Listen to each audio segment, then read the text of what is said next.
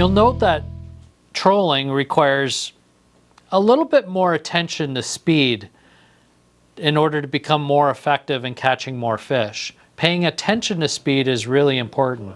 In the Great Lakes and Lake Ontario especially, the currents are sometimes not visually seen or understood quite as well as, let's say, waves in direction of the current from, let's say, a river.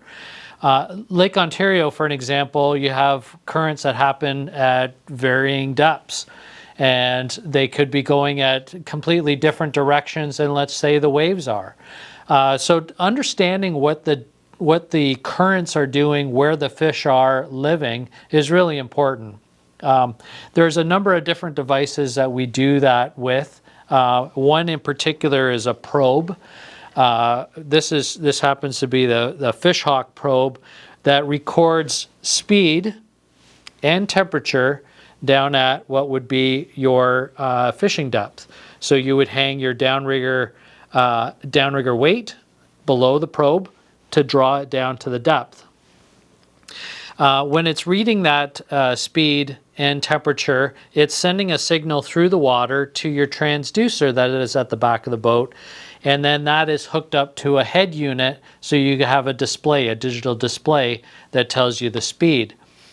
For us trolling for salmon, for an example, it happens generally between 2 miles and 3 miles an hour, and on your probe it will tell you at depth what that speed would be. It's really important to pay also attention to the speed over ground, and generally that's produced by your GPS.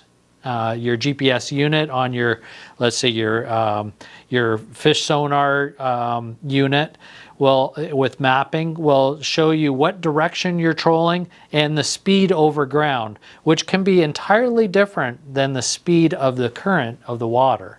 So understanding what direction the boat is pointing will also help you to determine whether you're having a following sea with, following current, and whether you need to speed up or slow down. And really kind of using all of those measures so you understand when you get bit, you can replicate that same speed. Sometimes you'll find going into the current is really good. Meanwhile, some days it's going with the current. But knowing what speed you needed to get it to at the probe is really, really, really important. You may ask, well, how do I get my boat to slow down? Sometimes if you're pushed by waves and you're trying to slow the boat down, and my motor may not idle slow enough, especially if you have a large engine with maybe a prop that is not able to slow down. There's different ways you can do that. You can deploy, let's say, a trolling bag, for an example. And often this type of trolling bag could be tethered to the bow cleat, for an example, and you have it hang over to the side. What I would recommend, if you have a smaller boat, go with the smaller size drift bag, trolling bag. And then if you have a larger boat, you can upsize that to a specific size that makes sense to you. You'll notice also that if you have twin engines, you'll want to troll with one engine. In each trip, you'll probably want to switch engines so you don't add hours to the same engine. And conversely, you would add your trolling bag to the same side as the motor that is running, so that you're not dog-legging and trolling like kind of crab crawl as you're trolling in a particular direction.